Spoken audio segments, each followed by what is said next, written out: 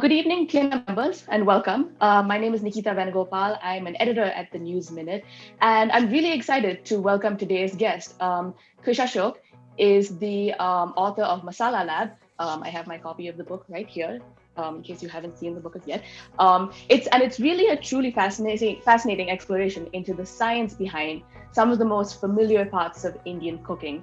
That could mean so many different things. It could mean why certain combinations of spices work so well together. It could mean why you should drink milk or honey instead of drinking water after you bite into a chili. It also could mean sort of the algorithm or formula for making a perfect pot of rice. So there's so many different ways in which science applies to different kinds of cooking, and this book focuses on Indian cooking, and that's why we're here today. And it's a really fascinating book. And Krish, thank you so much for being with us today. Really appreciate it. And I wanted to start off by asking you two questions. This one is, first off, why did you decide to write this book?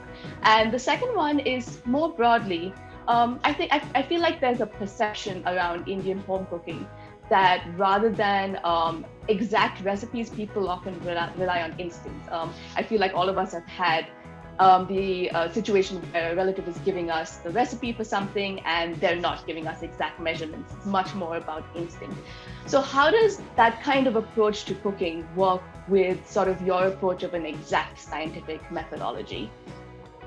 Thank you. Absolute pleasure. I've been always been a fan of the News Minute ever since you guys started.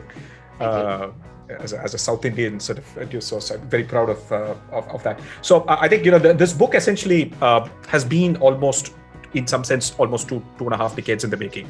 Mm-hmm. I started cooking very early. I mean, we were three boys in the house, and my mother was working at the first sort of when she was able to trust that I won't blow up stuff in the kitchen. She taught me to cook and so on, the basic stuff. And then when I sort of went abroad for the first time as part of my job, I clearly had to learn a lot more. So I went to all my relatives and grand aunts, grandmothers and so on, and said, hey, give me all your recipes. And the first, I sort of observed back then that they thought in terms of heuristics and not in terms of recipes. So they couldn't say whether it was a quarter teaspoon or a half a teaspoon and so on. Mm-hmm. So in some sense, it's got me thinking about really, I mean, but all the writing about Indian cooking seems to be about recipes. It seems to be about, precisely, you have to use exactly these things and you have to use exactly in these proportions. But our grandmothers and mothers didn't seem to cook that way. So there seemed to be some sort of a problem, right? Yeah. So in that sense, what I felt is that home cooking is a craft. It's not an art. The reason we consider it is an art is simply because men don't cook and they just want women to cook, in this part of the world. And it's convenient to say, only women can cook. It's an art, and so on. And so food has to be fresh. Everything has to be made. No shortcuts. Sure. Don't use mixie. Use mortar and pestle. And so on. Yeah. There's a sense of a lot of that. And clearly, I think what over time I began to realize is that the tacit knowledge that our grandmothers and mothers had in terms of the shortcuts they would use, they were grounded in science, right? But the stuff that you read on the internet, the stuff you read in cookbooks is there's a lot of bad causality. So they tell you recipes, but they don't tell you why what you do works. Yeah. And they don't tell you that you can swap out ingredients and that's how we cook. Cooking is what you do with whatever you have on hand. Okay. So therefore we must not be tethered to recipes in that sense. So my sense of actually writing the science is actually to untether people from that fake notion of precision. Right? Yeah. So the precision here is in understanding broader principles. How do you gelatinize starch? How do you cook protein? How do you get flavors into fats and so on? Right? So in that sense, that kind of common knowledge will liberate you from recipes and be able to, you should be able to experiment with in your kitchen with a lot more sort of ease, if you will. So that's the essential background. Got it. And what are sort of some of the misconceptions around Indian cooking that you feel like science has been able to, or at least through your research, you found that they've debunked sort of these age-old sort of what we've just followed or what we've been told for years and years about cooking? So there's several categories of misconceptions. So the most outrageous ones actually tend to be relatively modern ones. They're not so there's this larger sense that a bit of practical knowledge that's been handed over for a long period of time has stood the test of time, right? I mean, it'll work in the kitchen, it may not work for the reasons stated, but it will work nonetheless, right? So that's one category. The second category is the category of misconception that is just modern in nature. Is a classic example is things like pressure cooking by measuring by whistles, right? Yeah. And estimating ratio of water by cups and ratios as opposed to just using your index finger sort of guide, right? And this again comes from a more, and it is because we've never bothered to understand the science of why we use the finger or why, how pressure cooking actually works. Is that, we bother to, therefore lose a lot of that tacit knowledge because we now apply the wrong heuristic, right? And that's, I think, it's a classic thing. So, you don't measure pressure cooking by whistles. You're only supposed to get one whistle, after which you're supposed to measure time, right? The number of whistles is a function of how hot your stove is. It's not a function of whether the dish inside is cooked or not. And on an induction stove, 3 whistles will get you uncooked rice, and definitely uncooked dal, right? Yeah. So I think it's just that you need to think about these things on first principles rather than do that. So do you have any thoughts on why? I mean, if you look at so many recipes now or so many blogs, it'll tell you like after 3 whistles. That is a very accepted way of measurement. Do you know why that became so commonly used, despite the fact it's not based in science?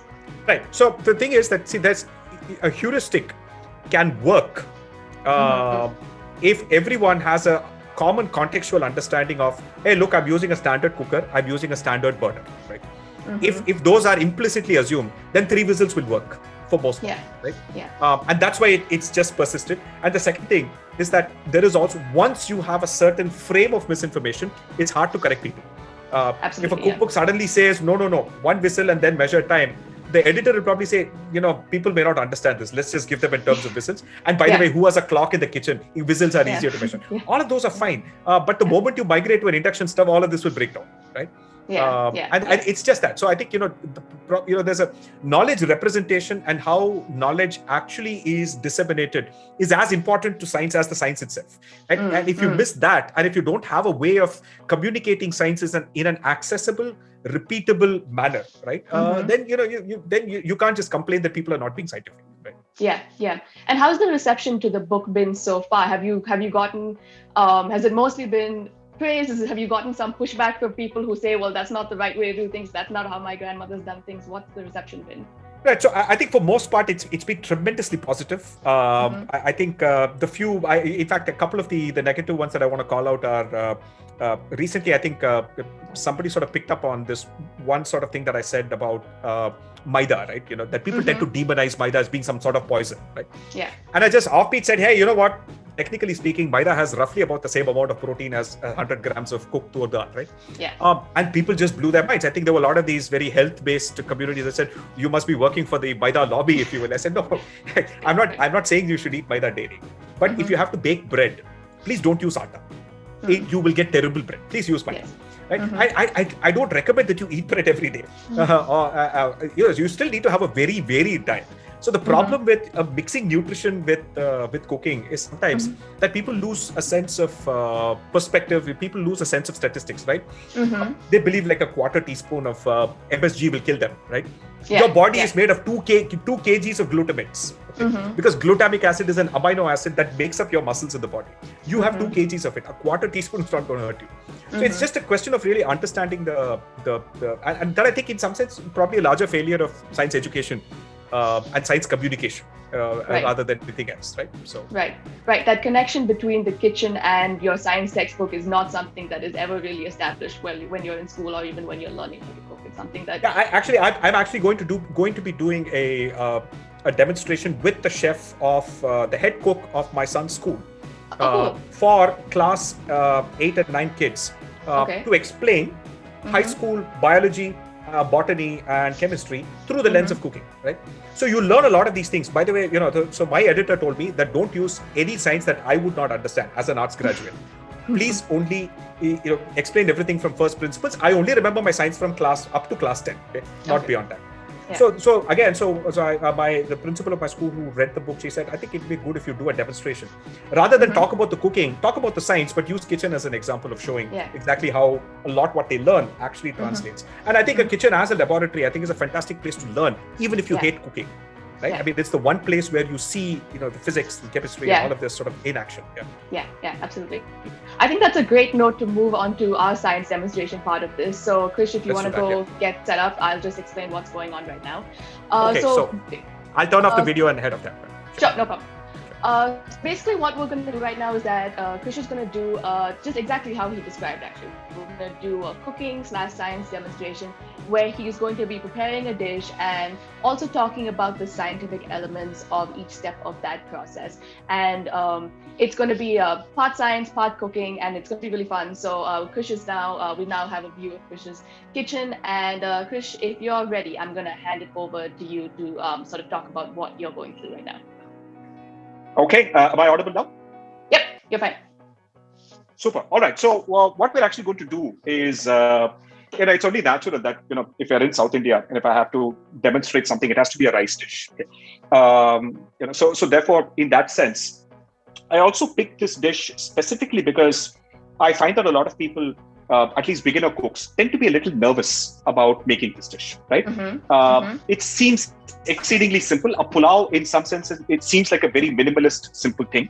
But people get afraid that it'll be either too sticky, it'll end up too uncooked. And will I estimate the amount of water right? And how will I get that texture right and so on, right? So we'll sort of cover many of the science lessons from the rice section of the book using this sort of demonstration. So we're going to be making notionally a Navratna pulao, which, the history goes that it basically has 9 ingredients, right? So you can sort of see, so in addition to the rice, there's supposed to be sort of, there's these dry fruits, basically almonds. And this is obviously a very rich special occasion dish. I'm actually sort of, this dish is, so my in-laws are going to be, coming and eating this dish. So that's why I'm sort of making a special version. So otherwise you can just make sort of, just a jeera pulao, if you will, right? So that's okay. So these are basically, it's almonds, raisins, and cashew nuts. And then you basically have a cumin. And then you have these aromatic spices, which is bay leaf, cinnamon, clove, cardamom, and one star anise, right? Okay. Yeah. So again, let's remember that don't treat the idea of authenticity in food is ridiculous. No two Navratna pulaus are the same. No two pulaus are the same. You can choose whatever you have. You don't have to use exactly these. You can skip some spices. You can add more spices. You can use fennel instead of cumin. You can use whatever dry fruits you have. You can skip dry fruits. None of this actually matters, right? So the key thing is to understand the technique rather than anything else, right? Yeah. So the first science lesson is actually in how you treat the rice. So again, there are sort of 2 kinds of rice. Typically, you have sort of in India, which is your long grain and short grain. And there's another way of thinking about it. There are high amylose and low amylose varieties. So these are two. The amylose is the kind of starch in rice that gives you the harder, waxier texture. And amylopectin is the starch that makes the rice sticky, right? Okay. So more the percentage of amylopectin, the stickier the rice will be. South Indian varieties of rice like Ponni, rice from Andhra, rice from Karnataka and Kerala tends to be the stickier variety. Because we actually have a preference for that. The basmati rice is an example of rice that is high on amylose. A South Indian variety that is high on amylose is Siraga Samba, which is traditionally used for making biryani or pulaus in South India, right? Yeah. I would actually argue that Siraga Samba, on average, is a more affordable and higher quality of rice than basmati, because the best basmati gets to be exported. So it's very, very, the quality is varying in the sense that you can buy the same brand and they won't have the sort of same aroma. It won't be the same quality. But Siraga Samba is generally better. So I just had some basmati, and in fact, the older it is, the better, because the starches tend to sort of separate out a lot better when they're cooked. So which is why, in general, if you want to make pulao, get basmati that is aged. So these are typically polished and then aged for about a year or 2 before they're actually sold, right?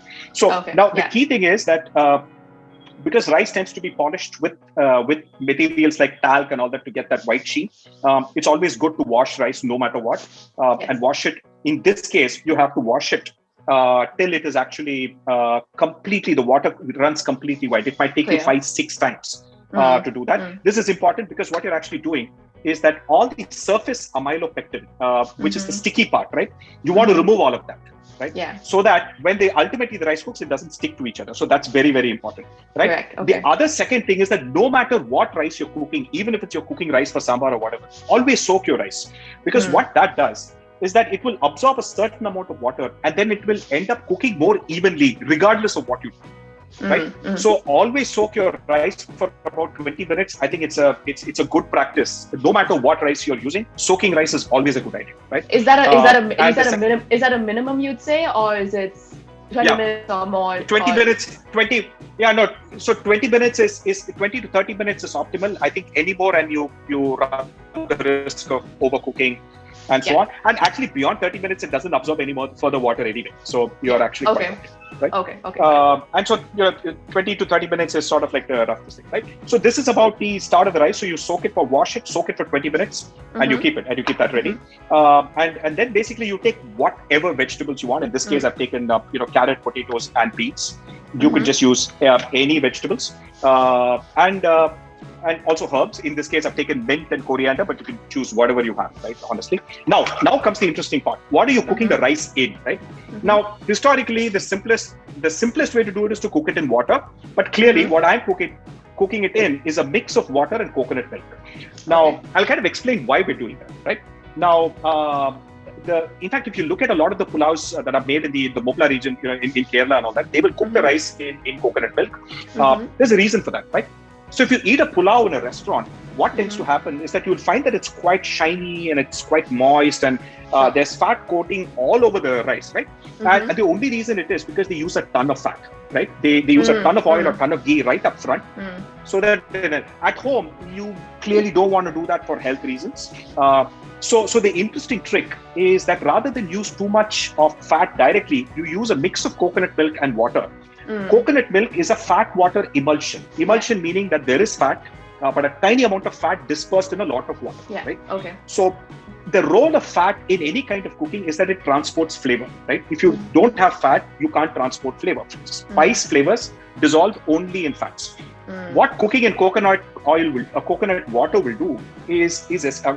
coconut milk will do is that the fats in the coconut milk will dissolve all the spice molecules and coat the rice evenly, while also giving it that kind of shiny sort of finish, very similar to what you might get in a restaurant without adding all of that fat. Right? So that's the reason why we sort of use coconut milk. And incidentally, this is so popular that even restaurants in North India now use coconut milk as a healthier way of, right? Ever since coconuts began to be available more commonly because of modern day transportation, it's now common in good restaurants even there, right? So for people who say that how can you take a North Indian dish and add something South Indian like coconut, none of those rules apply, by the way. Yeah. Right? I mean, we're in a country where chilies didn't exist 200-300 years ago, or potatoes or tomatoes or beans. Incidentally, every one of these vegetables, beans, carrot, potatoes, every one of these is non-Indian in origin, right? Every one of these, other than cashew nuts, every one of these is non-Indian origin. Even cumin came from the Mediterranean, right? So it is, we are anyway living in that sort of world. So what we'll do now is that we'll sort of start the cooking process, and then we'll head back to the Q&A, right? So right. And by the way, so as somebody was Riaz or somebody's pointing out, another fantastic alternative to coconut milk is beef stock. If you're someone who stores meat stock, right? If you have bones, just cook down the bones in water, get all the really delicious umami stuff dissolved into that water, and then store that meat stock and just use that. Chicken stock, mutton stock, all of these are fantastic ways in which you can improve the flavor of any kind of rice dish that you can use. And this is sort of a 50-50 meat stock or coconut milk to water, or what is the ratio? Yeah, so coconut stock is, your meat stock is pretty much mostly water, right? With most cooked in it, so it doesn't really matter. So in this case, I've used about 200 ml. It's a 200 ml packet of coconut milk, which is already diluted. It's not very thick, right? And in this case, I'm using 1 cup of rice. And again, I'll tell you sort of, how we estimate water in any case, right? So the water is something that you estimate ideally by putting your finger and then, sort of measuring it up to above the first joint above the water. But since I've done this several times, I know that for my cup and this vessel, it's 1 to 1.5 is what I've gotten comfortable with. But I'll kind of demonstrate how you should do it in case you're making a larger amount of rice and so on. So in some sense, I think there's one question from someone, one question from Lakshmi. Does soaking change the ratio of the water you need to cook the rice? Sorry, does soaking change the water? Absolutely. If you soak the water, you're actually going to give me a second. Let me turn this on. Right. If you're actually soaking the if you're soaking the rice, it actually will absorb more water. Sorry, it will. If you don't soak the rice, it will absorb more water. So you might want to adjust for that if you're soaking. If you're soaking, generally you will need to use a little bit less water. And also remember that for pulao, the idea is to use less water than you would otherwise do, right? So that's the first thing. So I am using an induction stove here, and remember that generally sort of 600 watts is generally enough temperature so that you don't heat it up too much and so on. Another crucial thing here is this idea of, so I'm going to add a little bit of ghee to start with. Right? Is that things like dry fruits and things like sensitive ingredients that can overcook, right? You want to sort of fry them and then keep them aside, right? So a common way, for example, if you're making biryani, you want to fry the onions, not cook the onions with the rice, then it will just be complete mush, right? So you want to sort of, do that ahead of time. And we're going to do the same things in this case. We're going to do that with the dry fruits. And by the way, so if you're making, say, a shrimp biryani or shrimp pulao or a paneer pulao, for example, you don't want to cook the paneer with the rice. Okay, you don't want to cook the shrimp with the rice at all. You want to fry it ahead of time, keep it aside, and then add it back in the final stages. Because shrimp literally takes only 2 minutes to cook, and then it will just turn to rubber if you're cooking the whole thing with the rice, right? So another sort of important sort of science hack, if you read my book, is to sort of always have a sense of what's happening with it from a temperature standpoint, right? So as you can see, it's right now sort of, getting about 100 Celsius or so. I'm generally looking for between 110 and 120 for saute, right? 170 is the temperature for deep fry, right? So that's the general sort of idea. And because dry fruits tend to sort of very, very rapidly cook, right? You don't want to brown them because then they get really, really bitter, right? So I'm just going to add the sort of dry fruits. And then I don't really want to overcook it at all, right? So I just want to sort of gently get them. The raisins will anyway sort of quickly expand. And all I want is a lot of the sort of aromas, etc., kind of dissolve into the ghee. Then I'm going to sort of take it back, and then I'll sort of cook the vegetables, and then really just add the rice and so on. So that's basically what the whole principle is, right? I am just going to read out one more question that's come from Riyadh. Sure. Is there any standard formula for rice to water ratio? This is where we always mess up. No. I agree. No. So that's the thing. So there is no ratio because the ratio will depend on the size of the pot you're using and the width of the pot you're using. See, ultimately, the rice actually absorbs only 1 cup of rice, absorbs 1 cup of water. But we add a little bit extra so as to accommodate evaporation. And evaporation is a function of how wide your vessel is and how much heat you're applying, right? Yeah. So therefore, if you have very comfortable and you're using only one vessel, you can internally work out a heuristic that for pulao, for instance, in my case, I worked out 1:1.5 for soaked rice is good for pulao, right? Okay. 1:2 for making regular steamed rice for, sambar and other things is fine, right? But then if you're making 2 cups, if you're making 1.5, it doesn't scale to 3, right? The ratio does not scale, right? So you have to appropriately adjust it down. And so that's the way to do this, right? Okay. So in general, what you're looking for here is that you don't even need the cashew nuts to go brown. By the way, when cashew nuts go brown, they're bitter, okay? I think it's important to remember, right? So the more browner they are, the more bitter they are, right? So even well-roasted cashew nuts still are mostly white. They just have a light tinge of brown, right? So and you can actually see that once the raisins kind of get fat, I think we can just remove the whole thing. Right? Yeah. Okay. So you said that your induction is on 600, right? What does that translate 600 to watts. LPG? Right. That translates to about medium high on an LPG? Medium high, yeah. The middle wala setting on in the LPG. 1,300 translates to high, right? And 300 kind of translates to your sim, right? So that's the general sort of idea, right? So I'm just sort of removing all of these, right? And then we'll start sauteing the spices. Right, and then generally again, also understand sort of some spices like cumin, mustard, etc. are what you call very hardy spices in that they can take a fair amount of cooking. The more aromatic spices tend to be a lot more sensitive. So you don't want to cook them for as long or directly expose them to hot oil for that long, right? You'll usually lose a lot of the aroma just to heat, right? What is an example of that spice? The one. I'd say aromatic spices are things like bay leaves, things like star anise, things like cinnamon, things like cloves, things like cardamom, and so on. These are all aromatic spices, very highly aromatic spices. Yeah. I mean, you can also see by their actual unit cost as well, right? They're pretty expensive compared to, say, cumin, coriander. Coriander, etc., can take a fair amount of cooking, right? I see. Okay. And so this is so essentially sort of sorting your spices, and at that point, again, it's also important to sort of the order in which you kind of add vegetables is simple botany knowledge that starchy root vegetables need a lot more cooking, right? Okay. In this case, I'm actually adding the potatoes rather than the say beans. Beans is again cook much faster. And starchy vegetables. In fact, a very common misconception about potatoes, right? People have a tendency to think that potatoes are just all starch. Okay? Potatoes have a healthy amount of protein, okay, and their starch is actually resistant starch, which means a diet that is entirely based on potatoes is healthier than a diet entirely based on rice. Okay, so that's why the Irish don't do bad at all, right? So, but obviously, if you're deep frying it twice in oil, then there's a different thing. So eating the potatoes as French fries is a whole different ball game altogether.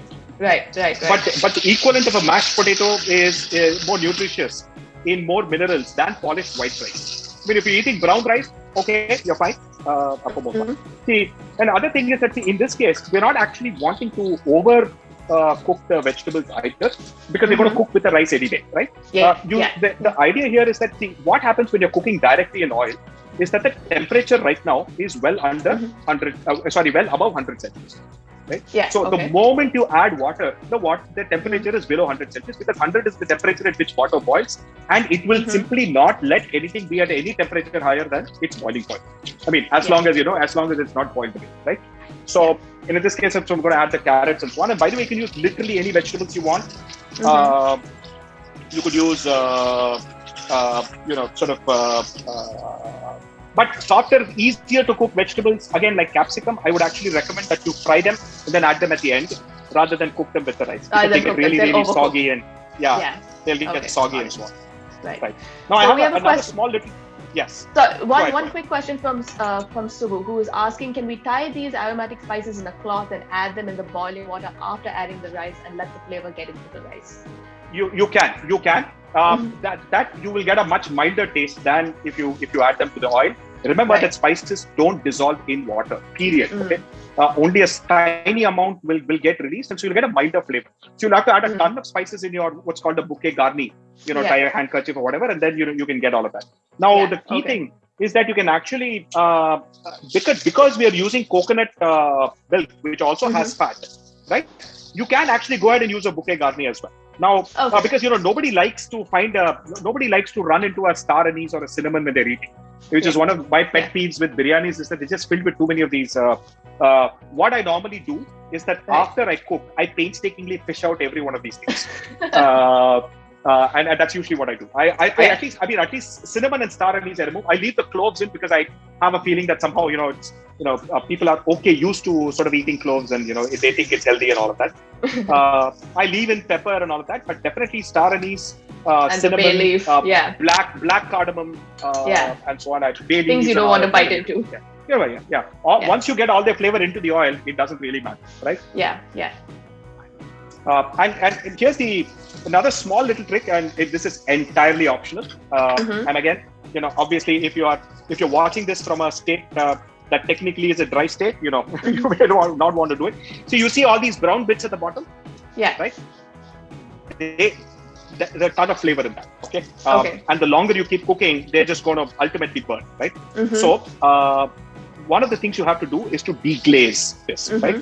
So one way you'll deglaze is to obviously, once you add the water, you're going to make sure that you scrape the bottom so that you get all of it out. Yeah. But water is not a great deglazing agent. Okay. Only acids and alcohols are great deglazing agents in chemistry. Okay. So what I often normally do is I usually keep some really, really cheap booze here, and I use a tiny piece of it, literally like a small teaspoon of it. And that will really deglaze the bottom, and all the alcohol burns away right away. So don't worry, even if you're not someone who drink, so your dish is not going to be alcoholic. I mean, European cooking uses, Western cooking uses a lot of alcohol in its cooking, and that doesn't make you drunk, right? It's really just a way of actually just deglazing the pan, right? And by the way, spices dissolve in alcohol, so you're actually going to get a lot more flavor, by the way, by adding that. Okay, right? So aside from alcohol, is there anything else that you can use to deglaze, or is alcohol really the best method? Alcohol is absolutely the best, because using an acid here, you could use vinegar, for instance. But I don't want the dish to be that sour, right? So this is not ultimately a very sour dish. I might still add a little bit of vinegar at the end to balance what is ultimately a very rich dish. But I don't want to use that to deglaze, because adding vinegar now will also prevent the rice from cooking well, because adding acids actually prevents a lot of plant starches from cooking, right? So that's another thing. So in this case, I think maybe what I'm going to do. This is completely optional, by the way. So I'm just add a tiny little bit of alcohol here to just. In this case, I'm just using some cheap rum, but it doesn't. You can instantly see the fact that it just, really just quickly gets a lot of the stuff, right? It's only maybe except the hardest ones. So it does that, and it evaporates very, very quickly. And by the way, and because it's then all that is left is actually a little bit of sugar, it actually makes your dish pretty delicious at the end, actually. So if you have someone who has no problem, and the question we're getting is, can you? Yes. Sorry. Yeah, go ahead. Sorry, one question. Can you use alcohol on non-stick cast iron or ceramic pans? No, don't. Please do not use it on. This is a cast iron, and so so first and foremost, non-stick is not meant for high temperatures, and so generally, I don't think you should be making sort of pull-out type things which require a fair amount of high temperature at the start, right? Right, when there's no water, there's going to be a very, very high temperature. So I just added the rice in. So what we actually want to do is just let the rice roast a little bit, because it will have a fair bit of moisture from all the soaking that you just want to get out with that, and then we add that water. So the more you roast, you'll get a slightly nuttier flavor. Sorry, Krish, we lost you for about 30 seconds actually like 10 seconds in the middle. Oh, okay. So I'm not sure when I was. So basically, what I said. You just added the rice, yeah. Right. I just added the rice, and we generally roast the rice for a bit, because the longer you roast, the nuttier the texture. But the only risk is that the longer you roast, the more likely it is to stick at the bottom. Okay. So it's just a delicate balance, right? Okay. Right, and then you have to be with basmati. You have to be pretty gentle with the mixing, because the rice can break, right? And if you're like someone who has that aesthetic preference for unbroken basmati and all that, then you want to do that, right? And then essentially, so here's the thing, right? So now let's come to the estimation of water, right? So assume this is water or meat stock or anything. So in this case, it's a mix of water and coconut milk. By the way, you can just use actual milk also if you want to make it like a super rich pulao and so on. Okay. So in general, right, the way to think about this is that it should come above the surface of the rice. And in this case, there are vegetables also. So you want to sort of, quickly estimate that. In generally, up to this level, no matter what vessel, no matter what the amount of rice, that will work for you, right? So that's the general idea, right? And then you'll sort of, over time, you'll develop a muscle memory, whether you need to add a little bit more water or not. I'm probably going to add a little bit more. So, all right. And then now essentially is the most important thing. If you forget to add salt, you will end up with a very terrible pulao. Okay. This is the only time rice will absorb water, absorb salt. And actually, while we're doing this, I can also give you a heuristic for beginner cooks on how to estimate salt, right? I mean, you're always afraid of, it's okay to under salt because you can always adjust it later. But if you over salt, there's no undo button, right? Over salting, there's no undo button, right? Yeah. So in general, over time, the muscle memory that you can build related to salt, right, is, see, first and foremost, learn to estimate. Now, let me actually increase the heat. I'm increasing it to 1,300, which is really, really high. And I'll tell you what is it that's exactly happening right now. So I want the water to come to a complete boil, right? But not a violent boil. It has to come to a boil. And I want the water level to reach the level of the rice, right? I want the water level. So right now there's enough water above the rice. At some point of time, you'll start to see the rice. That's that is essentially the cue for you. So which is why I think recipes that tell you have to cook for such and such longer time are bad. Because they need to tell you that this is your visual heuristic. This will work no matter what, right? And now now's the time. Now you're at very, very high heat, right? Yeah. So you're at very high heat. is when now water is evaporating essentially. And what happens now is that the temperature is reaching almost 80, 90 Celsius is when all the starch is gelatinizing. So that's one of the first, I mean, in some sense, I guess the single most important, cooking chemical reaction that mankind can credit, its own existence for is the fact that we managed to domesticate these grains and be able to cook them. So imagine you can't eat these grains raw, right? I mean, wheat or rice, they're not edible raw. But the moment you put them in hot water, they turn into something incredibly edible, right? And what happens is that starch granules absorb water and expand, right? And they make the whole thing much easier to eat. Now, it happens at about 70 Celsius. And the interesting thing is that the moment water boils, all the starch has gelatinized. Okay. And that is essentially the thing that we're looking for. We want the water level to reach the point where the rice is visible. Right? Yeah, so we'll sort of wait a couple of minutes while we do that. And maybe while that happens, you can ask me other questions as well. I have one question from Raghu. Are silicone spatulas safe? Absolutely. High quality silicone spatulas, yes. High quality silicone spatulas are safe up to 250 Celsius. All right. If you're cooking at any temperature at that range, I think you have other problems. So I think silicone spatulas are perfectly fine. Okay. People have a natural sort of sense that, oh no, it's plastic and it's dangerous and so on. They are not. They're exceedingly safe. They are very, very high temperatures. And you'd mentioned earlier that you could use just normal plain milk instead of using coconut milk. What would be the water to milk ratio in that case? See, milk is 88% water, so you can just simply assume water. That's the point, right? Okay. Most liquids are essentially mostly water, right? Okay. Should we go to one of the? Oh wait, let me. So Lavanya Raj is asking, with all the kinds of salts like kosher, sea salt, table salt, Himalayan pink salt, what kind of salt is good for health? No. So first and foremost, I think let's think in terms of statistics. Right? When people ask me questions, I know I can sometimes be annoying with my focus on statistics, but I'll tell you this, right? Typically salt tends to be about, for Indian sort of tastes, it's between 1.5 to 2% of the weight of your dish. That's the average percentage of salt that is considered to be, shall we say, for the dish to taste reasonably decent for an Indian sort of taste, right? Now, the interesting thing is that salt, depending on the kind of salt, right? Your regular table salt is very, very salty because of the grain size. Okay? And your pink salt and sea salt and all of those tend to be about 25% less salty simply because of their grain size. That's all. But they're all 100% of sodium chloride. There is no difference. Okay. And the pink salt stuff is actually, they say 84 minerals and all that, right? 99% of pink salt is just sodium chloride. Okay. There are 84 minerals in that 1%. Salt itself is only 2% of your dish. Imagine that 1% or 2%, you are getting such an insignificant amount that there is no health impact. Okay? It's just marketing bluster, and I don't think you should trust any of that.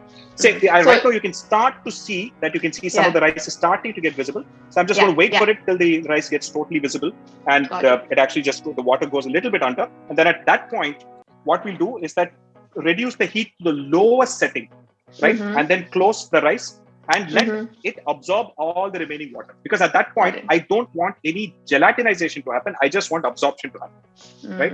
So we reduce it to the lowest temperature. So the water temperature goes down and the rice will absorb the remaining water. And then we do one other step, which is to get the rice to separate grains, right? Which is the 15 minutes of completely where you don't touch the rice, right? So that's important. When you're making a pulao, you don't open it right away, right? You have to let it sit for 15 minutes and then the starch will retrograde. That will then, it will form separate, it will crystallize so you get separate grains and so on, right? So now you can see, can you see the fact that there's actually rice? Rice grains, you could see the individual right, grains. You can start to see the rice grains. Right. Right now the water has gone below, so I'm going to reduce the temperature down to the barest minimum. In this case, 60 watts, like literally at the lowest level. And I'm going to close it.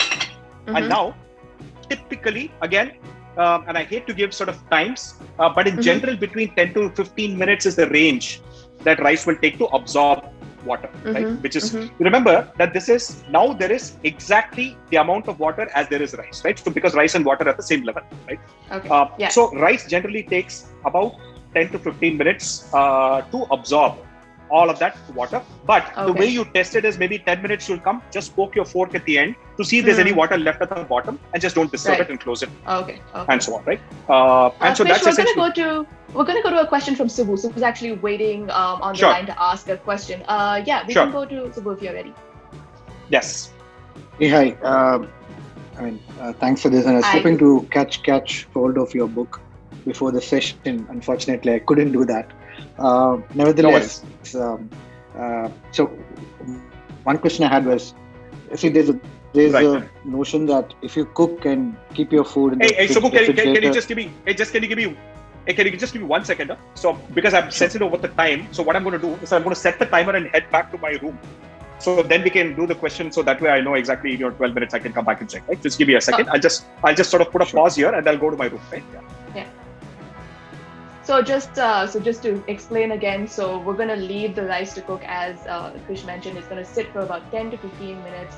He's setting a timer, and we're gonna make sure that we keep an eye on that and don't forget about that.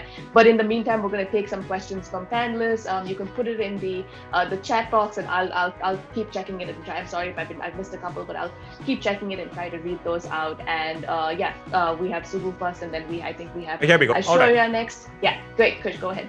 Subbu, go Just ahead. Sorry. 1 second. Let me just set the timer. Sure. I'll just go to Google and say, okay, 12 minutes. Cannot forget the rice. Very Yes. important. But relatively speaking, I think, what I do in the kitchen is often just use the timer in the microwave. So, and it, by the way, it beeps, right? And sometimes people will ask me that, why all this hassle? Could you not just do it in an instant pot or, equivalent of an electronic pressure cooker? You can. Actually, if you're strapped for time and you have other things to do, by all means, you can do this in a pressure cooker or an electronic pressure cooker. But the texture of rice you get when you do the open pot, you can never get in a pressure cooking, because pressure cooking is just too violent. Pressure cooking is 120 Celsius. It's very super violent. And the rice is just, it doesn't get that sort of that nutty, outside is crisp and inside is soft kind of texture that you can get with this kind of babysitting. So that's, by all means, you can use a pressure cooker. I'm all for it. All right. Yes, go ahead, Subbu. So my question is on storing food in the refrigerator and using it over a period of time, right? So Yeah. I think I vaguely remember one of your tweets some back, you had mentioned about there are a few curries which you could actually store and you could use Absolutely. it with different vegetables or meat or, Oh, yes. Yes. Yeah, so what are those curries which can be done, and what is the duration, you can actually keep it in the refrigerator without it getting spoiled? Right. So let's first and foremost, I think it's important to understand there are two sections of the refrigerator and what happens there, right? Regular section of the refrigerator is typically 4 to 5 Celsius. The freezer is minus 15 Celsius. And that's a huge difference from a bacteria and fungi standpoint. So at 4 to 5 Celsius, bacteria and fungi are not dead. They're not inactive. They're slowly active. So their metabolism slows down, but you leave it long enough, it will spoil in the regular section of the fridge, right? In the freezer, as long as you don't have a power cut, at minus 15, you're actually looking at forever, literally forever, right? I mean, just to be absolutely certain, 6 months you can say, all right? But, I don't want to take a risk. But technically speaking, it will last forever. So here, when you're making what we call base gravies, actually restaurants tend to sort of do that. A base gravy is essentially the foundation of the gravy flavor that you want, made ahead of time, without salt and frozen, right?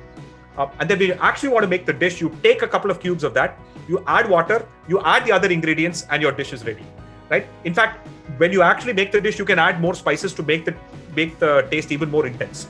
So what you have is the cooked, milder flavor of the frozen gravy and the freshly cooked spices intensity, which is why restaurant food tastes so intense, right? Because you can't get that intensity by simply dumping all fresh spices into a gravy. So you're layering a lot of that flavor by cooking things ahead of time. So you get a more homogeneous, more blended flavor from the frozen one. And I think a lot of, in India, we have a lot of misconceptions about frozen food, old food, stale food. It kind of goes back to our, that if you read a lot of histories, right? This idea of, at least amongst Hindus, this idea of people eating together, feeding each other in a commercial setting didn't exist. because food habits are just so intrinsically closely tied to caste, and you would not eat something that someone else cooks. And it wasn't until the modern times that we began to eat in restaurants and so on, right? So there is therefore a lot of strong sort of historical problems with stale food, older food, food cooked earlier, and so on. That's understandable. Before refrigeration, food would go bad. So there are good reasons for why you want to make food fresh and all of that. But now we have a refrigerator. I think we have to recalibrate a lot of that. So that's, I think, so frozen gravies. You can make a generic North Indian one by ginger, garlic, onion, tomato. Okay, literally that. And then to make it thick, you can add a little bit of cashews and then blend the whole thing. So you get a thick gravy that you can keep, right? If you don't want to use cashews, you can just use like rice flour or something else. Any starch binder, right? Understand the role of these things. The cashew, rice flour, all of these things are starch binders. You add anything, it'll bake thicker. That's really what it is, right? You could make a chettinad style gravy by doing, small onions, garlic, curry leaves, fennel, and tamarind as the base, and then you can make a gravy and keep it. And you can make any kind of chettinad kodumbu, and then throw in anything, and then it'll quickly bake. By the way, none of this is like authentic or anything. It'll just remind you of that taste, and it'll be functional. You could make a Bengali thing by using mustard oil, panchforan, and a series of things. Similarly, you could use a Malabar one with, again, you could literally add coconut oil, make that gravy, keep it. And then that way you can because coconut milk will spoil in the regular part of your fridge over time, but it will not in the freezer. And so that way, you can do this, right? So I think you can make 5 versions of this and keep it in ice cubes in the tray. Then you want to take one, add it to your dish, and then you're literally done. So it's tremendous. You can get a dish done in 5-10 minutes, which is what restaurants do. You can't make a dal makhani in 10 minutes. Elapsed time is about 8 hours of soaking and cooking and all of that. Okay? So. Great. We're gonna go to. Thanks so much, Subbu. We're gonna go to Aishwarya. I think is waiting to ask the question next. Yes. Hi, Krish. Hi. Huge fan. So I have the book. It's a work in progress because I'm going to keep reading it and go back reading it again and again. And I also listened to your podcast with Amit Verma, which is incredibly enlightening because reading the book is one thing, but also listening to it firsthand was amazing. So I had tweeted to you yesterday about the millet loaf with cream cheese infused with mulga pudi. Oh, yes. Looks wonderful. Yes, absolutely. Look wonderful. Yes. So my question actually stems a little bit from there.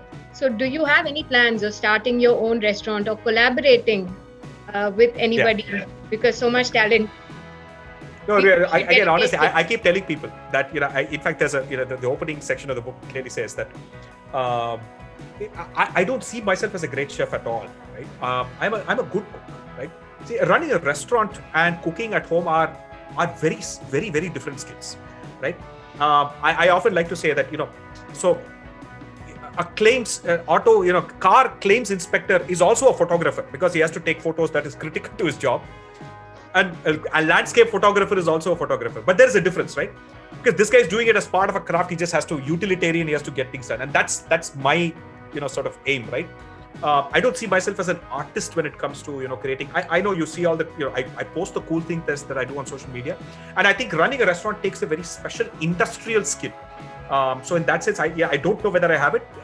In any case, I think somebody gave me this sort of fantastic idea that maybe if you ever run a restaurant, it should be like you have all the ingredients and then you make people come and you teach them how to cook and then you make the meat. That I think I will be good at, right? Instructing people and explaining the science and making it like a science demonstration and people will pay for it. Right? So maybe that I might try something like that. Okay, so look forward to your cooking classes then. Yes.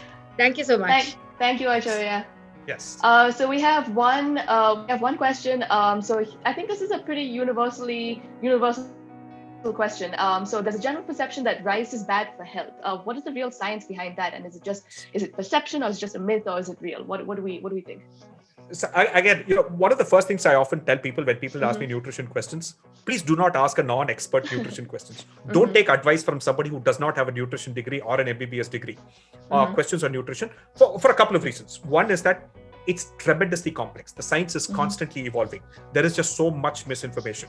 But that said, I think that would be a very cheap way of escaping, right? So, but I will say this. So if I had to quote experts, Michael Pollan's advice of eat food, mostly plants, not too much.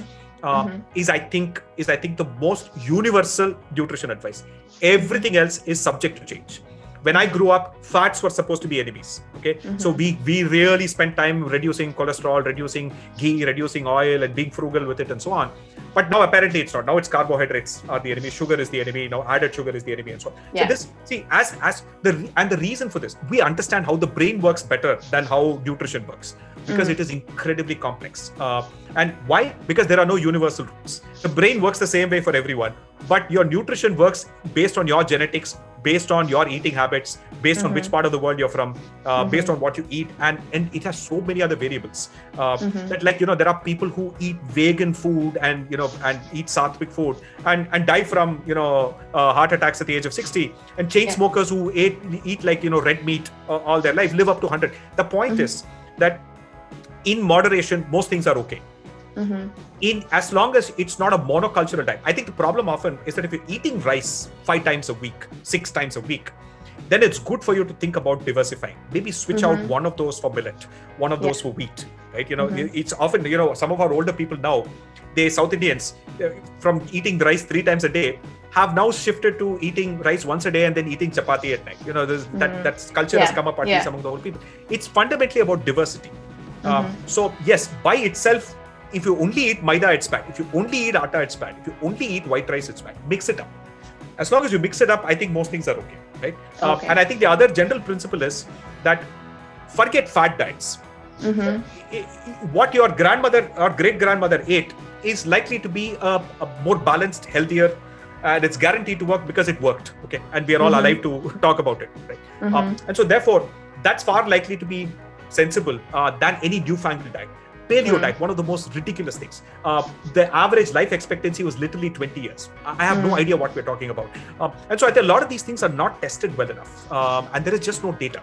And if you don't have data and it's so anecdotal, might as well go with something that has worked for a while, right? So moderation and diversification really are the two key words over here. How are we on time? When do we have to head back to the good point. We have 1 minute and 27 seconds. So maybe I think... maybe let me switch to the kitchen. I think it's just about sure. Sure. Great. And so we've got a couple more questions coming in, and I will ask Krish as many of these as I can as soon as we're online with him again. Here. And so we might run a little, I know we're supposed to end at 7:30, we might run a little bit over time. People have questions. I hope you'll stick around with us, stay on for the questions. If you have a question, please feel free to ask. But yeah, I'm going to hand it over to Hi, am I audible? In the kitchen now. Yes, you're here. Yeah, okay. So I'm just sort of getting just set up back. Got a minute to go, but I think we can still check, no worries. Right, so generally... So it's been about 12 minutes. About 12 minutes. So how long has it been? About 10 minutes? Yeah, 12 minutes. It's been about 12 minutes, right? So as you can see, it's pretty well done. So unfortunately, I don't know how I can zoom from within this, but anyway. So the whole idea is that you poke right. So you want to poke at the end to see if there's any water stagnant, and there is none left. So we're largely good to go. Now is when you kind of want to add. This is the time when you want to add some of these fancy ingredients back. Okay, so in this case, we're adding the cashew nuts. We're not going to mix them quite yet, but I just want to make sure, because there are fats and all of that. I just want to make sure that they suffuse a lot of the flavor right from the top. Right, I don't want to mix it because I don't want to disturb the rice right now. And the second thing I want to do is that if I'm adding any herbs, pay attention to what herbs you're adding. Right. In this case, I don't want to add the mint, because mint under heat will get black pretty quickly and get oxidized pretty quickly. Okay. So I really just want to add the coriander right now, because I want the flavors to kind of go in. Right. And then are there herbs that are a little bit more heartier than other, like you would put coriander but not the mint in, the other ones like that? So in the context of India, I really can't think of. So you could also put parsley. I mean, if you're that kind of thing. But the thyme and rosemary are very strong herbs that you can literally fry in oil. Okay, so you don't need to sort of add them as a garnish. Garnishing herbs are literally only, I would say, mint, basil, parsley, and coriander. Mint and basil are exceedingly sensitive to heat, and so are best added literally at the end. Actually, ideally add them before you serve. Okay, because that's when they will have most of their aroma. And if mint oxidizes, it loses its aroma, right? Or it loses some of its taste. Is that right? Yeah, it loses some of its aroma. And the other thing is that it turns into an unappetizing sort of dull olive, darkish green, which people don't consider to be an appealing color. And it kind of goes back to the neurophysiology of food itself, right? There are some colors that we associate with good food, and they may have nothing to do with their actual nutrition, but we associate certain colors, right? Like for example, dark brown is a fantastic color because it's the color of the Maillard reaction, right? So anything you deep fry is getting that dark color, so that's a good this thing. So food that is darker in color will taste better than exact same dish that's apparently milder in color, right? And I've actually seen this. I've seen this demonstrated. So what happens is that the urad dal that you get in India versus the urad dal that is grown in Canada. Incidentally, apparently most people don't know that Canada is the world's largest producer of lentils. Okay? Not India. India is the largest consumer. Canada is one of the world's largest producers of lentils. They don't eat it, they export all of it. Okay? So all the urad dal that you get in the US is coming from Canada. It's not coming from India. Okay? And the urad dal there has a slightly different color. So when you make dal makhani there, it's a lighter brown. Okay? Versus here, it becomes a darker brown. Okay? People will literally say that the urad dal in India tastes better. Okay? And essentially, the only difference there is the color, nothing else. Right? So I think that's the key thing, right? So, important thing, what we're going to do now is we're going to close this and we're actually going to switch it off. Right, so we're literally going to switch off the power. We don't want any kind of heat. It is just simply going to sit for about 15 minutes, and this is important. This you can go longer, but generally 15 minutes. After which, it's good to fluff up the rice. So that's why I say 15 minutes. That's the fluffing up is also important. So get yourself a fork, and there's a reason why we do it. And so this is now we're done. We'll head back to the. I'll head back to the room. Yeah. So who do we have next for, is someone waiting to ask a question? Do we have anyone next? There are a few questions in the chat, but if someone is waiting who wants to ask themselves, we can take them now. Is there anyone? If not, I'm going to go to this question about biryani and biryani becoming soggy, because that is a common issue. So here's a question that we have from Vignesh. My biryani always becomes soggy. How can I rectify it when it becomes soggy? So sogginess can happen as a result of a couple of things. One is that you're overcooking the rice. So biryani is trickier than pulao because you have to cook the rice twice. So in this case, you're actually cooking the rice in one shot. So in fact, semantically, at least in the northwest, the Central Asian part of the world where pulao technically comes from, the distinction between biryani and rice and pulao, right, is the fact that pulao is cooked in one shot. Everything is cooked in one shot. That's a pulao. Biryani is cooked separately, mixed and cooked again. So that's the distinction. So biryani, there's lots of opportunities for you to overcook the rice. So one is that you have to get better so in biryani, when you actually cook the rice, you cook it in excess water first, because you only want to partially cook it. No, the magic is in figuring out what that partial is, right? So recipes and everyone will tell you 80% cook. I mean, how do you mentally figure out 80%? So the rice has to be, it still has to have a little bit of bite, or what Italians call al dente, and what Tamil people will call vega da arsi. Okay, so that's basically what it is, right? So the whole idea is that it has to have a little bit of bite in the center, but it has to have achieved its full length. That's the thing. It has to have expanded, but the inside should not have cooked fully. So you have to take it out. Now, the key thing is that often people forget that once you take it out, it's still cooking because it's still hot. Okay? So, you have to spread it out on a wide plate so that it loses temperature pretty quickly so that it doesn't cook any further. Right? And then you have to learn every time. So every time it's soggy, cook the rice for a little less in the opening part and then see at what point it's just right. And once you do that, the second time when you're dum cooking, you have to get the balance between. So one is that you want the biryani to be moist but not soggy, because you don't want to eat a dry biryani either. Right? But you want the moistness to come from the protein or the meat juices, not the rice per se, right? Right? Not the water in the rice. So the key thing is to keep the meat juicy while keeping the rice dry. So that's the thing. So to keep the meat juicy, you have to brine the meat so that it doesn't lose moisture and all of that. And then we'll anyway talk about that, if as a separate question. But the idea is to then get that balance right, and then over time you'll kind of figure out at what time, etc. How long do you dum cook, and so on, right? So it is, it is not easy. So having the moisture come from the meat is really sort of important to having that. Yes, that's the fundamental flavor of the biryani, right? That's where a lot of the richness actually comes from. It's not from, but the rice is the star of the dish. It's not the meat. Mm-hmm. If you get the rice wrong, the biryani is a disaster. But Indians will put up with biryani that has overcooked chicken. But not put up with biryani that is overcooked or undercooked rice, right? Mm-hmm. So I think the rice is the absolute star of the biryani. So also the rice to meat ratio, right? So I think equal parts rice and meat is often a good way to think about it. Sometimes people I find use too little meat.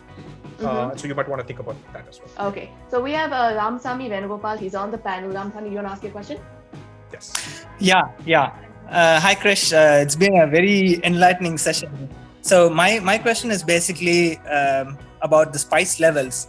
So my partner is not Indian, and we constantly debate about the spice level in the food. Although she loves Indian food, I feel that when you change what is supposed to be the original flavor, maybe you reduce the spice or change the spice, it ultimately changes the essence of the dish itself. And I've in lots of restaurants across the world, they have mild versions, they have spicy versions of the same dish. So I was just wondering what you thought about just varying the spice levels in a dish. I'm all for it, because I'll tell you something, right? If you think whatever is the appropriate level of spice levels or whatever it is you're using in a dish today in India, if you think that is in any way universal or traditional, you'd be surprised. Okay? Things have changed all the time, right? And the second thing is, I think there's a distinction between spice and heat. I think people often confuse both. So in this case, I'm assuming that people tend to have a lesser tolerance for heat.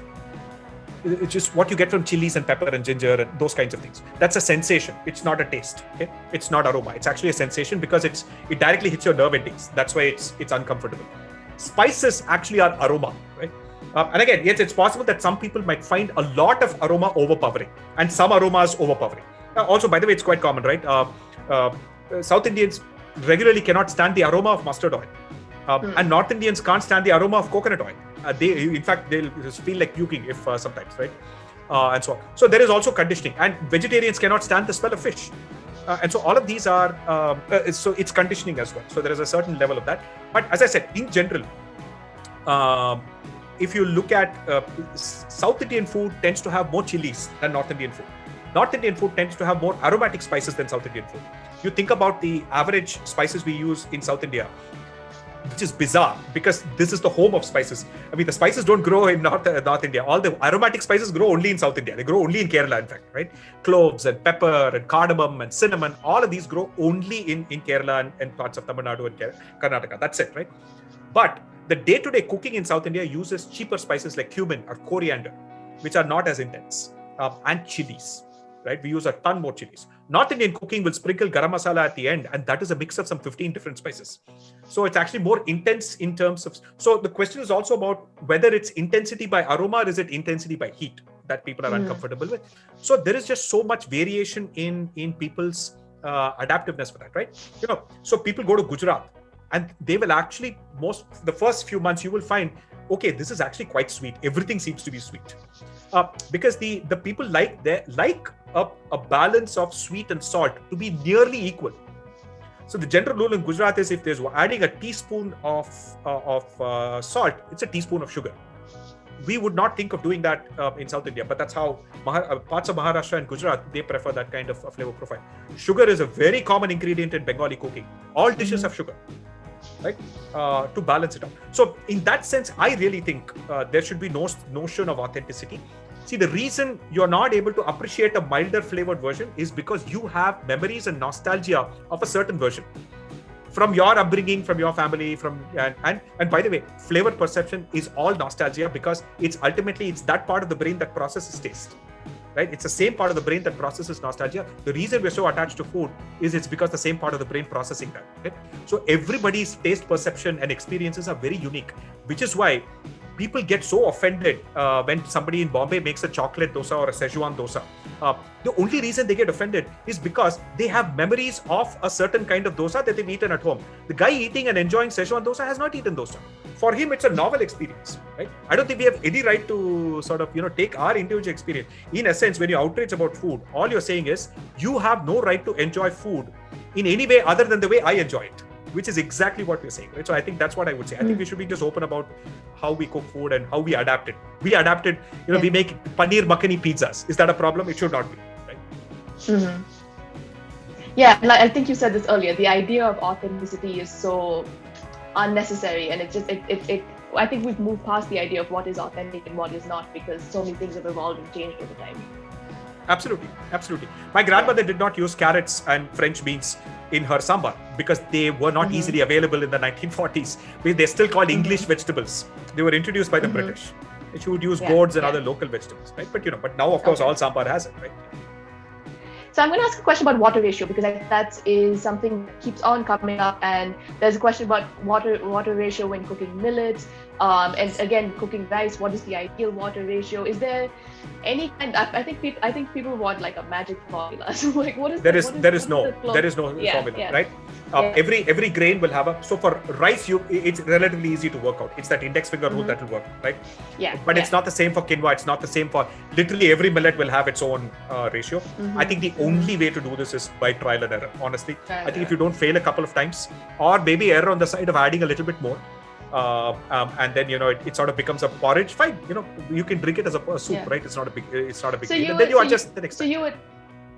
So you would err on the side of adding more instead of doing less, and then adding less is you'll burn it, and that has a different problem, right? So the water evaporates, and then you end up it's direct contact with the stuff. So with grains, it's always better to add more.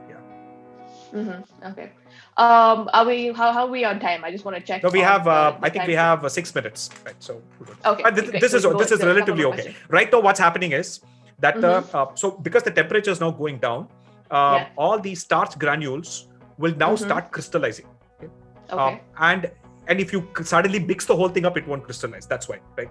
So we're letting it crystallize so that after 15 minutes, it'll be in its just perfect this thing. At that point, you want to fluff it up, right? Yeah. So that now you don't want those things to start to stick each other exactly where they are. So you want to fluff it up. After which, at least for a while, for 1 or 2 hours, you'll be okay, right?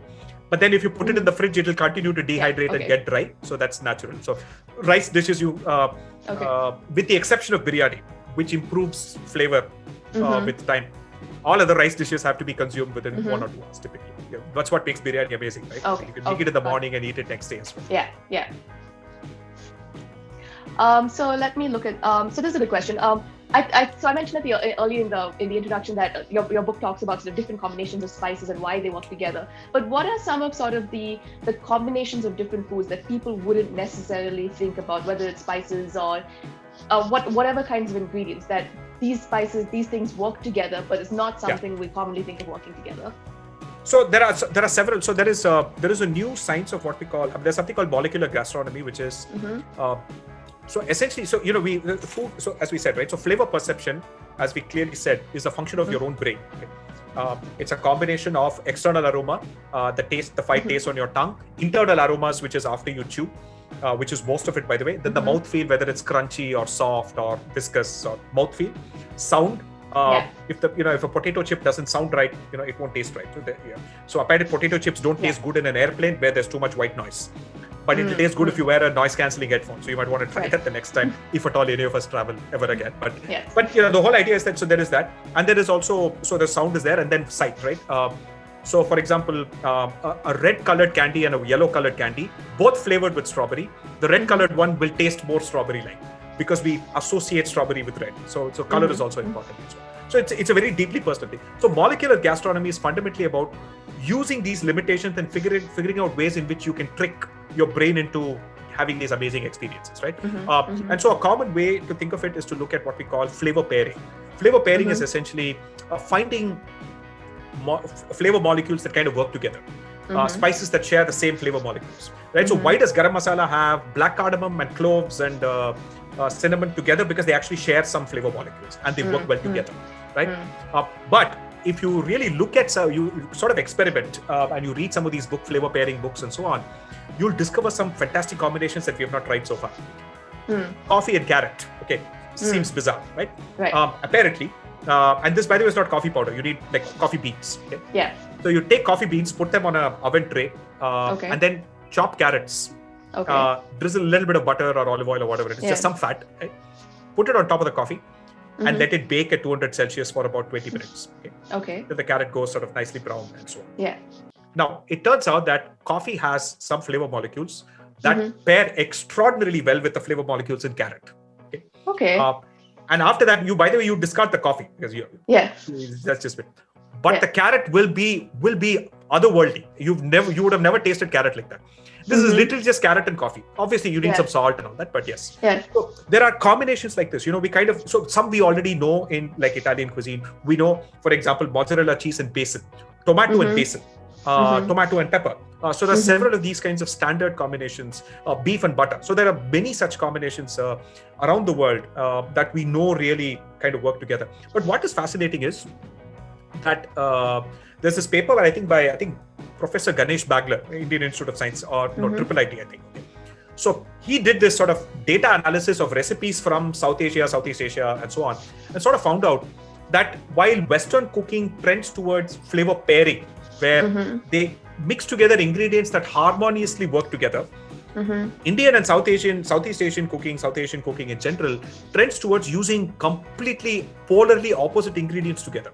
Right? Okay. So in the sense that Western cooking would never have thought to put together these spices and ginger and garlic and tomato and onion to create a gravy. They would have never thought of it.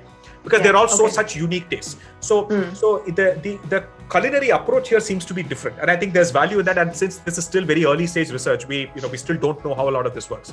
But in general, I think you could experiment with other cuisines combinations. In general, you should recognize that India, Southeast Asia, Thailand, Burma, Malaysia, Indonesia, all use very similar principles of how to mix flavors together. And the only difference is the ingredients are slightly different. So Thai cuisine, Thai tastes Thai because they use galangal instead of ginger. Because that galangal has a slightly citrusy flavor and ginger has a sharper flavor, right? And that way, the Thai basil tastes a little bit different from, say, local basil or tulsi here.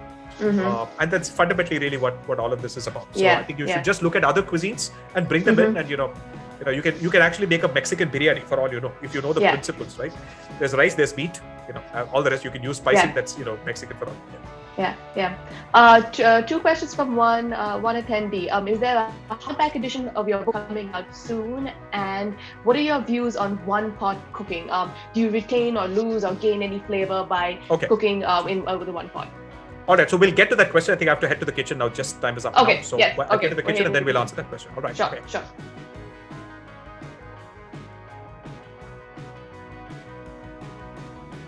Thank you to everyone who's hung around so far. I know we've run a little bit over time, but we still have a lot of questions coming in, so we're happy to stick around for a little bit longer and answer your questions. So please keep sending them in. Okay, here we go. Okay, so moment of truth, if you will. So what we'll do is we'll add the mint at this point, and now, so now you want to fluff the rice entirely, right? So that it's you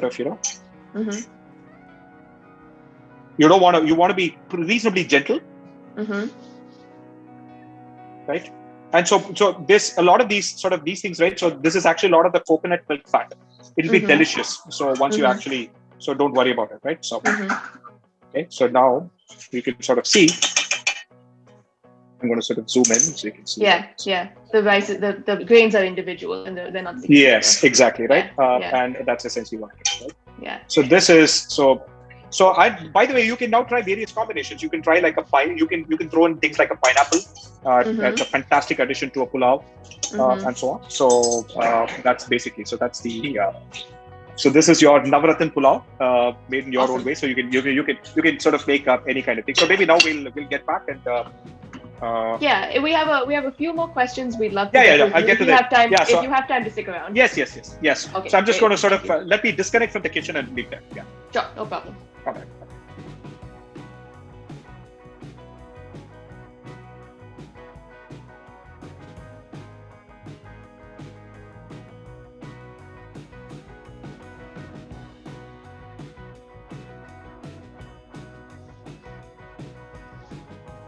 So because we added coconut milk, the spice flavors will be all over. And sort of stuck to the rice as well, because you need fats for any flavor to stick to anything that is not fat. And I think that's what it is. All right, so let's get to the question. What was the question about? You're getting some wonderful compliments in the panel chat. If you want to take a look, people can say that I can smell the flavor from here, and I can definitely smell the flavor from here also. So let me just get to. So maybe we'll go through another 2 or 3 questions, and maybe Krish, if you keep your answers a little bit shorter, then we can get to a couple more questions. Sure. So I have a question from Gitanjali. So you had mentioned earlier about using a little bit of rum in the cooking you had done earlier. What are your thoughts on using beer, something like beer in Indian cooking? Is that something that people use? You can. So interesting. So beer doesn't have enough alcohol. Okay, it's only 5% alcohol. So it doesn't play the role of an alcohol. People can still use beer in cooking as an acid, because beer is carbonated. You can use beer as an equivalent of adding vinegar or lime juice. So or buttermilk. Okay. So beer is used as an acid. So understand its role, then you're fine. But you have to, wine and above is when you can use it actually as an alcohol. Got it. Wine actually is both acid and alcohol, so it's dual purpose. So the grape juice is acidic and the alcohol. Beer is just acid. And it's used more as a marinator. Is that right? Yeah, because we use acids in marinades, right? So we use yogurt, right, or lime juice. You can use beer instead. So yeah. And so here's a question. So there's often a common perception that certain things are poisonous and harmful. Like, for example, there's a notion that sugar has sulfur in it. Are there any sort of myths about what have just been passed on, and we keep reading them, or we keep repeating them, and so it becomes sort of lore at this point? Right, there is no doubt that adulteration is a big problem in India, definitely, but it's gotten a lot better. I mean, as long as you buy stuff that is certified in some sense, either by whatever those certification labels are, you're mostly okay. It's not that bad. If you buy from a random source, then you don't know what goes into it. I think that's fine. But otherwise, again, think about the amount of, if it's a tiny amount of sulfur, it'll be fine. I mean, you're going to get a lot more sulfur from your onion and garlic, right? The strong smells of anything that smells strong is sulfur. So that's what smells strong, right? So everything from fish to onion to garlic, asafoetida, all of these are curry leaves. All of these are sulfur based, right? Got it. Okay. I like this question because I feel like I was told this as a child as well. But what from Satish Gopalan? I think a lot of people have been told that curd rice and fish curry together are thought of to be unhealthy. Is that true? What is the science behind that? What should we know? Right. Again, I will apply the same caveat. Please do not ask nutrition questions do not trust answers. Even if somebody gives you an answer, please go verify it yourself. In general, many of these combination things tend to have evolved at a time when there was no refrigeration. And there was often a good reason. You would have certain kinds of, curd is basically bacteria, okay? As fish gravy gets older, it's also fermenting, probably attracting a different kind of bacteria. And it's possible at some point of time, somebody would have worked out that when they eat both together, maybe people were not feeling very good. And they would have said, no, don't eat it together. But then again, today we are refrigerating, we are doing all of that. So in general, I think, try it and see. I mean, if you don't fall sick, then it's false, right? So it won't really, our bodies can take a fair amount of pounding from the point of view of eating. So in terms of cooking seafood, I think you mentioned earlier if you're adding prawn to something like a palau, you're going to put that in last and it's not going to need that much cooking. What's sort of the general ideology behind seafood cooking? What is overcooking? What is undercooking? When is it just right? Yeah. So seafood cooks tremendously quickly. And this is all seafood, okay? Unless you're talking some, giant salmon level, or a tuna level fish. Most small fish cook really, really quickly, right? So in general, and they cook at a very low temperature. That's also important. In general, for example, beef only has to be cooked to about 52 Celsius to be safe. Pork has to be cooked only to 60 Celsius. Fish again between 60 and 65. Chicken needs a higher temperature only because industrial poultry has salmonella. Not free-roaming country chicken, but your caged chickens tend to have a ton of infections, which you want to kill. Otherwise, you'll get sick. Okay. So that's the only reason. Because it cooks at such a low temperature, it's very tricky. You have to cook at a very low heat for varying amounts of time. At that heat, vegetables won't cook. unfortunately, which is why when you're cooking something with both meat and vegetables, it's almost always tricky. Cook them separately and mix them to get them exactly right. And so typically prawns cook the shortest. Fish cooks in literally 3 to 4 minutes, right?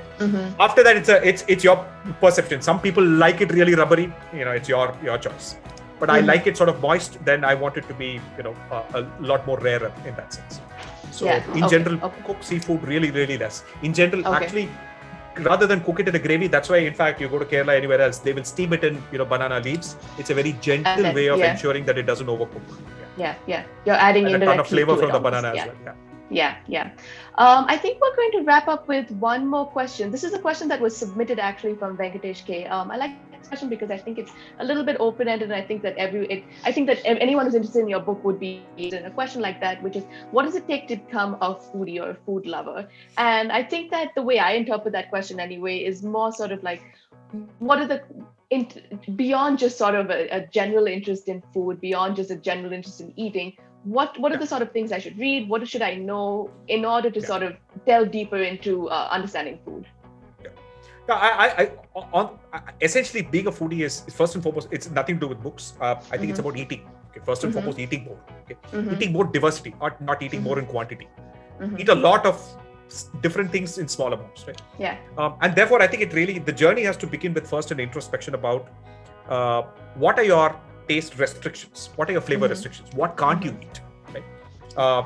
And recognize why that is the case. So we are vegetarian because we just grew up vegetarian. There is no intrinsic this thing to it, right? Some people don't eat garlic because they didn't grow up eating garlic. Some people don't eat fish. They didn't grow near the sea, right? So recognize where those limitations come from.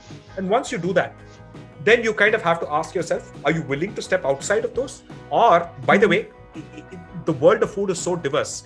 Even with those limitations, there's enough for you to experiment, right? You can find, if you're vegetarian, you can still find a tremendously rich and growing vegetarian alternatives everywhere around the world, right? So therefore, I would then say, if you're willing to step outside it, maybe then you might have to start eating a few things, taste a little bit, and kind of get used to newer textures, newer flavors, newer smells. A lot of this has to be fundamentally about getting used to smells, right? When I was small, I went to Calcutta. The houses used to smell of mustard oil. Okay? The mustard oil smell seeps into the walls. All houses smell of mustard oil. It was quite overpowering. But over time, as I started enjoying Bengali food, now I associate that smell with, something delicious is cooking, right? So it takes time, right? It's just about that, right? So it's about building that nostalgia for new things and novelty, and sort of a muscle for novelty, if you will. Then the other thing is that I think you need to also learn to cook and cook more things, diversify what you do. I don't think you can enjoy just by eating. Okay? I think you have to be able to sort of make it. I think that makes the enjoyment a lot more. And then I think last but not the least, it is also good to what was I going to say, that like even if you're a vegetarian, for instance, try other cuisines. It's important. So step outside your have a calendar by which you say, I'm going to make Andhra food tomorrow, Andhra flavor profiles, and then Orissa, Gujarat. Step outside Thai and Malaysian and Indonesian. I mean, the internet is, you can find recipes for everything. Right? Yeah, absolutely. And don't, if you don't have those ingredients, replace them with Indian ingredients. You'll be okay. You don't worry about authenticity. Yeah. I think we're gonna wrap up here. I'm sorry to everyone whose questions we didn't get to, but I think that I'm gonna put Krish on the spot and say that you can tweet to him, and he'll hopefully be able to get to your questions at some point in time. There's a lot of interesting questions. Sorry we couldn't get to them, but Krish, thank you so much for taking so much extra time as well to talk to us, to cook for us. We really appreciate it. And thank you to everyone who joined us today. Please tell your friends and relatives about our News Minute membership program. Please encourage them to join. We're going to be doing many more events, and you can keep track of those on our social media and our Twitter. So please tell your friends and family to join us, and we will be putting up a recording of this talk as well. So if you missed that, you can take a look. Krish, thank you so much. I really appreciate it. Thank you everyone for joining us. Good night. Take care. Bye-bye. Bye.